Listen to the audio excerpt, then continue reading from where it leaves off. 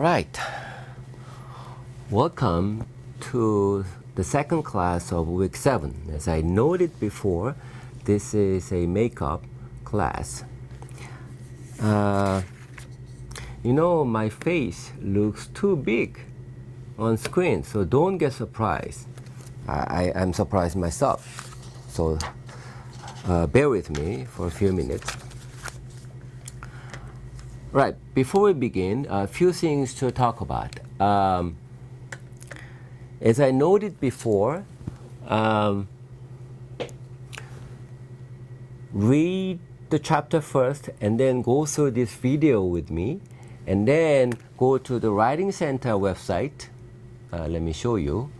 Writing Center website, and go to the sections and board, and you have this 6 assignment, and the video clip will be uploaded here, and you should do a 4 out of 6 of these message board activities, right? And then when you do, then you do time writing 4 from Friday to Saturday, okay? So that will be sufficient for you to understand the chapter. All right. And after the midterm, when you come back on Tuesday, October 31st, I'd like you to bring your book. We're going to have another reading sessions. Today we're going to talk about Unum and Pluribus by Kim Young-yoon. And we'll finish this by doing a quick preview of next class's reading. Right? Now, this chapter deals with what's called co-culture. So co-culture means we've been talking about intercultural communication. So Russian cultures and Chinese cultures, the cultures between different nations. Now, these chapters contains many writings that talks about intercultural communications. So within the same nations, you can identify different types of culture. Ethnicity is one, different ethnicity, or gender is another one. So we are mingled with a different category of people within a one nation. So that's what's covered in the textbook. And increasingly, many nations or many countries have multi-ethnic groups residing in their countries. So let me show you some statistics on those ethnic minorities. In the United States, non-Hispanic whites, meaning traditionally classified as Caucasians, they make up 63%, whereas minority is 33%. And by some measures, within a decade or so, minority will become majority, more than 50%, and then majority white will be less than 50%. Right? In Europe, majority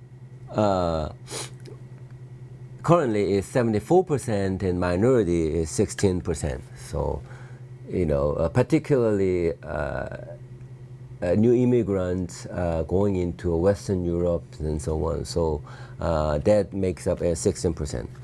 Korea, well, the majority is 96% and minority is 4%, but it's rapidly growing. And by some measures, the presence of immigrants will be an alternative to the population problems that we are having. Okay, so the minority issue and the co-cultural communication is realities across the globe. We've been talking about ethnic minorities, but there are other kind of minorities: gender, the seniors, the children, people with disabilities, and gay, lesbian communities. Some religious groups could be classified as minorities, some political groups, and others, right? So when we have different kind of minorities, they're bound to have some interesting and important issues like equality, and the social welfare, and so on. So fairness, for example, this will become an important point. So this is why Young Kim's paper is important in addressing this issue. I think I'm going to pass this up for the interest of time. Now, the title, in the introductory comment, Young Kim talks about E pluribus unum. This used to be the motto in American political system. They say it literally means out of many, one, right? So meaning out of many different groups and institutions, they kind of want to become a one group. Although this motto was replaced by in God we trust. So for American political and cultural system, pulling different groups into one unity has been very important. So that's why every year the president is doing this address called a State of Union address, meaning every year the president reports how they are United States as a group, as an entities, combinations of different states are being held together, right? Pulling together as a one state, right? So that was their ideal norm. And on that note, the Young Kim talks about three classical ideas of liberalism. She says United States is founded and organized by the classical idea of liberalism. This has a sort of historical root in European history. When Europe was moving out of Middle Ages into a Renaissance and industrialized modern system, the interest of intellectuals like political scientists, philosophers, and psychologists, even scientists, they were concerned about how people should be treated in relations to the ruling parties. In the past, you have aristocrats or king's family were ruling the other people, and the people were treated differently. But then, as the industrialization progresses, the individual rights became very important. So a lot of philosophers have been mulling over these issues. So out of that traditions, U.S. is believed to abide by these principles like individualism and universalism and procedural equalities. So individualism means, priority of the individual is important in relations to the social groups. And universalism highlights universal nature of human. Like human nature goes beyond or transcends social group, and that's kind of universal characteristics. Third, procedural equalities. So because human nature is universal, individual is important, then fairness is important. Equal rights and equal opportunities to everybody. To ensure that is quite important. So these three ideas become a kind of anchor of classic idea of liberalism that is considered to found the U.S. A few hundred years ago. So the question is this. These are the ideal, but then how do we reconcile or come to terms with these issues with the realities of inequality, right? Although we recognize individualism, which is very universal, but in reality, there's a lot of inequality in the social conditions, environmental conditions are organized such a way to identify this inequality quite easily. So how do we kind of incorporate or reconcile these idealistic issues into the realities, into sort of practical matters in terms of how we think about others, in terms of designing rules and policies and so on. Okay? So this is the questions that the Young Kim is trying to address. So to address these problems, Young Kim tries to identify some ideology that forms United States and their political or cultural discourse. So here, ideology means this. Ideology refers to a set of social forces that stimulate, substantiate, and constrain the intellectual beliefs and expressions of thinking individuals. So, ideology is really some kind of forces that influence beliefs or expressions, particularly by those intellectuals, intellectuals who try to kind of think globally to identify some underlying trends that form the particular society.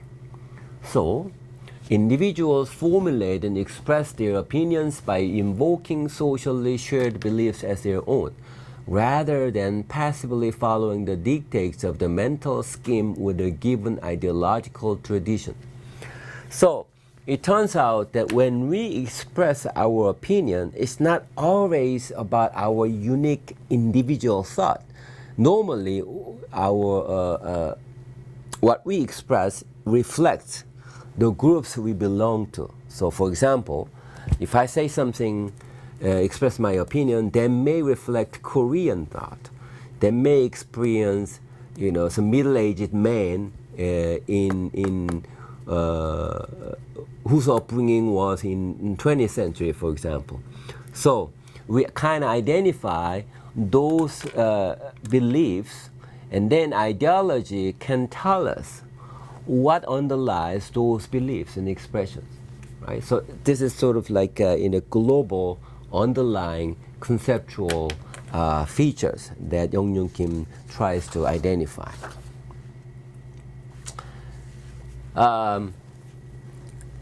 So she says, the classical liberal themes of individualism, universalism constitute the core of the American cultural ethos. So the ideology, individualism, universalism, they make up the core of American cultural ethos, cultural thinking, right? Cultural trend. And it projects visions of American society that seeks to transcend and monolithic, tribal, ancestral, territorial condition. Let's look at this. Transcend meaning you go beyond, right? Monolithic meaning single, tribal, ancestral. So tribal and tribe, something like, I belong to Korean tribe. I belong to this particular, tribe in a given society. Or territorial conditions. I used to live in Europe. I used to live in Ireland. I used to live in Africa or whatever. So we want to use this theme to go beyond those single ancestral, tribal, and territorial conditions to become one as a new entity in the United States. Okay, so that's at least what they were trying to establish in the Unam Plurus spirit. Okay, so she wants to identify what those ideologies are in the United States, and she did this through this method. Almost all the data utilized in this analysis have been found in sources available since 1990. The data types ranges from books and written for general readers to news magazines articles, articles in national and local newspaper, and transcripts of interviews and talk shows and broadcasts on the radio and television. So the data is taken from a media that features some celebrities or some thinkers and some politicians, some commentators who kind of comment on the status of the current system, right? So those are the major data. And then she analyzed this way. The data have been analyzed through a qualitative interpretive exercise to surface the ideological themes. So she used a quality analysis, not a quantitative. You're not counting it. You're kind of analyzing, you're interpreting the messages, because she wants to find some ideological themes that underlying the publicly communicated messages pertaining to issues of ethnicity, race, and inter-ethnic relations. So she examined those messages to identify underlying ideological themes, right? So that's the analysis she has done, and she identified 4 major ideological issues, ideological perspective in the United States. The first one is assimilationism. Let's look at this. I just picked 2 passages, and you're going to read the other passages. And so I'm going to give you a brief sketch, and you should be able to learn some details when you read and then do the exercises. All right, the first, assimilationism. Assimilationist messages project a societal vision in which immigrants and indigenous ethnic minorities, immigrants and indigenous people who are native to a country, like Indians, for example, are mainstreamed into the normative culture and institution. So this minority has to become the part of the majority, right? In this vision, the government is responsible and so on. So when minorities become mainstream, there's a lot of important consequences. For example, if you are the immigrant to the United States, you want to be mainstreamed, then you have to learn the language. You have to learn the system of that political, the society to survive or to prosper even. So it has an implications that the government policies requires people to learn the language and they learn the systems and so on. So in terms of behavior norms, they have to learn and then adapt, assimilate it into their own as if they are their own and so on. Couple more passages. Assimilationist messages celebrate personal achievement and self-reliance, and it calls for equal applications of laws and rules to all people regardless of their group member. So think about this. Assimilationist messages celebrate personal achievement and self-reliance. Personal achievement meaning you're not relying on others. You kind of achieve your own success. So you depend on yourself rather than relying on the groups that you belong to.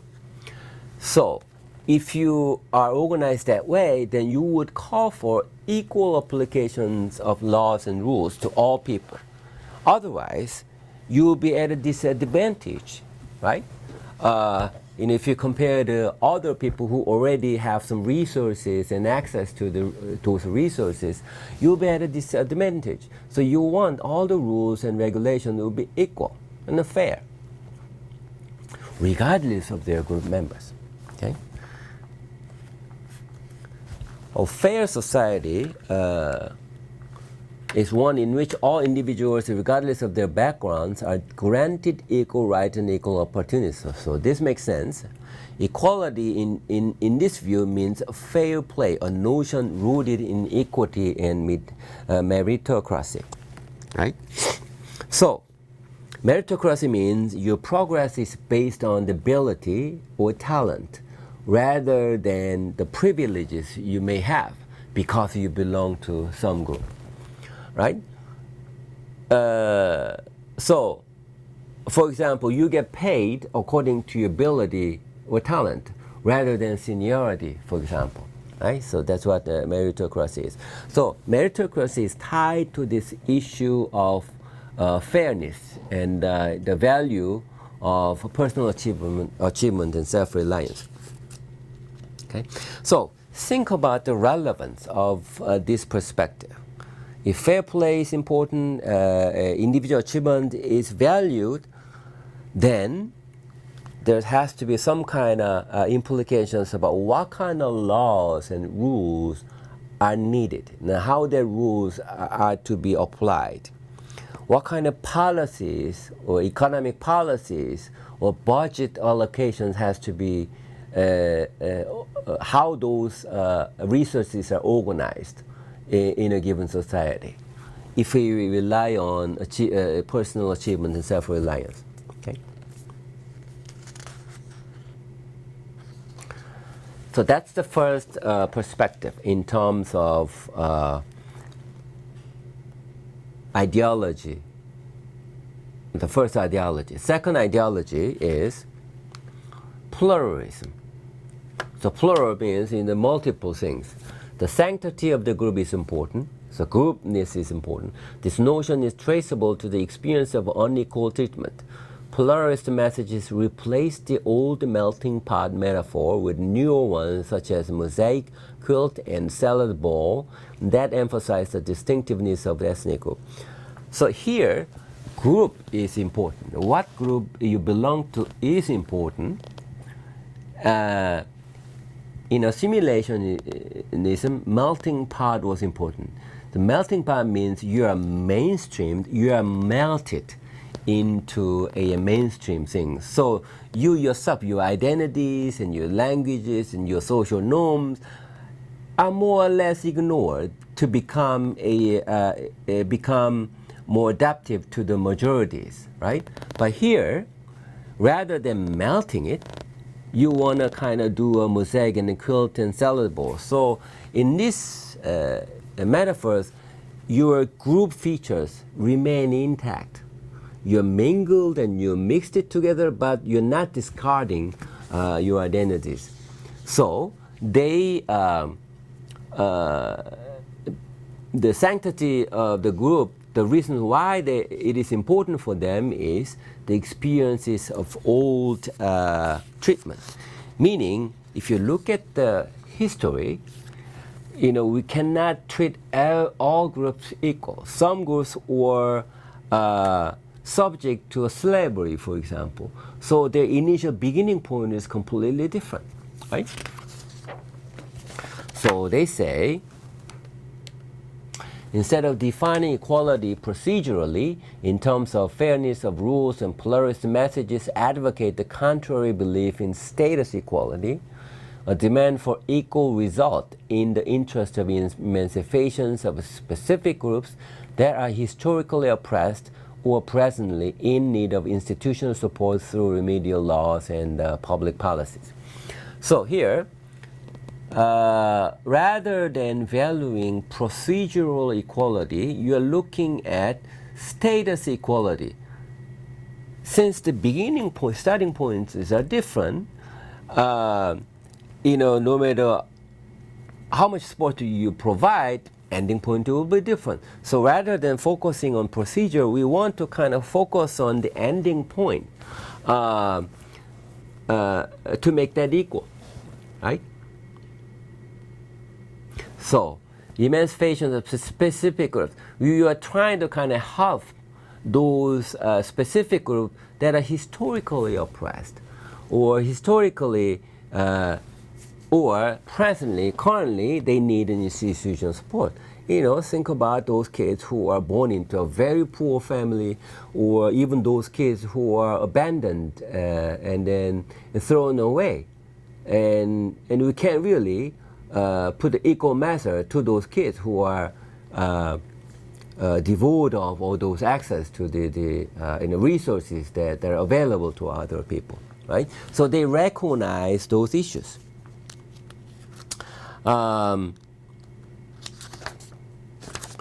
So the institutions, they need some kind of remedial laws and public policies. So they are trying to adopt policies and rules to kind of mediate those problems or correct those problems that are occasioned or prompted by those inequal status that was present already before,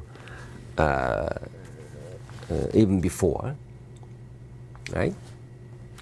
So that's the pluralism. So these two issues, assimilationism, pluralism, has a very different origins, and then their ideology have a different consequences in terms of psychological ethos we have, or political system in terms of adopting rules and policies for distributing national resources. Okay, so think about those issues. And then third issue is what's called reconciliation. So messages of reconciliation reflect the struggle of many Americans seeking moderations, tolerance, accommodation, integrations, and balance. So we're kind of trying to reconcile, so make peace with each other among these different group conditions. That requires a moderation, tolerance, accommodation, integrations, and balance. So as such, reconciliation messages indicate a great deal of ambivalence and even contradictions in the way many Americans think about the issue of race, ethnicity, interethnic relations. They may, for example, support bilingual programs, but only if they are short-lived and are not used as a political goal or instrument of power demanded by every group for its own separate slice of the political pie.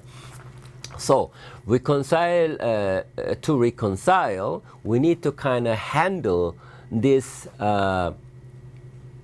problems that are present in realities. It's not always a black and white matter. It's rather you kind of navigate through these unfair realities, and then you kind of have a curve on extreme interest that is given to some groups and so on. And lastly, there's extremism, and I think extremism is important too. But I think extremism is relatively easy to understand, so I kind of leave that to you, right?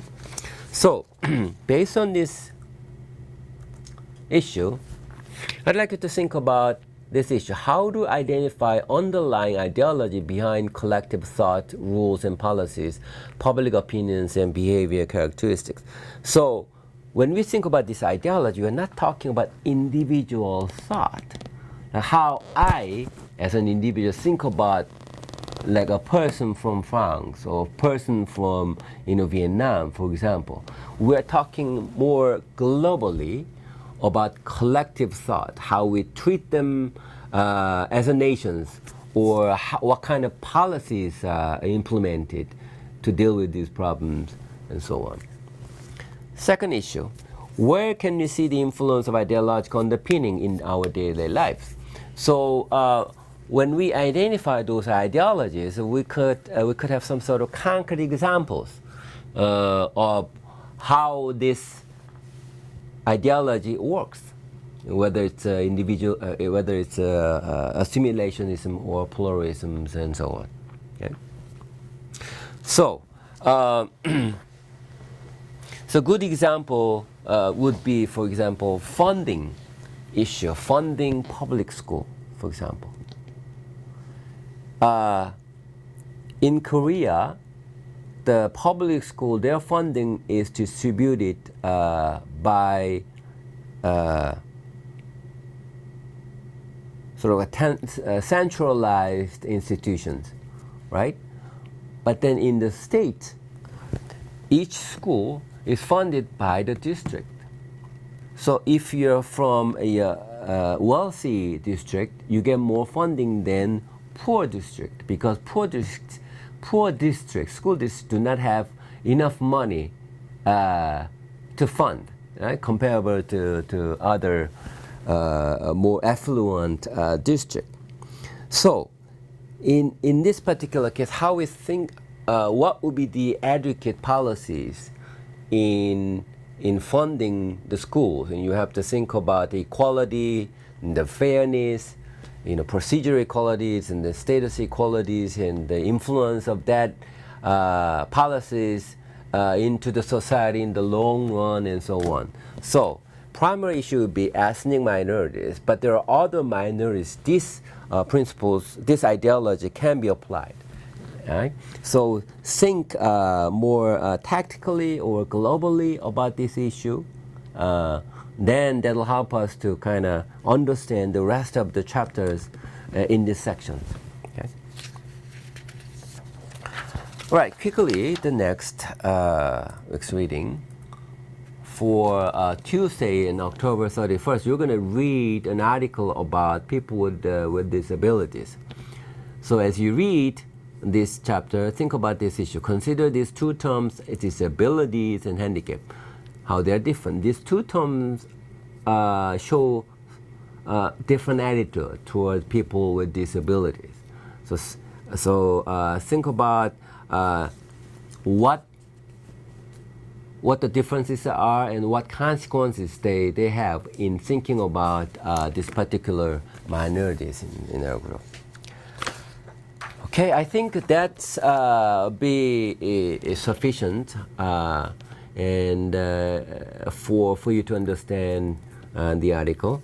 So I'd like you to read again, do the activities in the Writing Center website in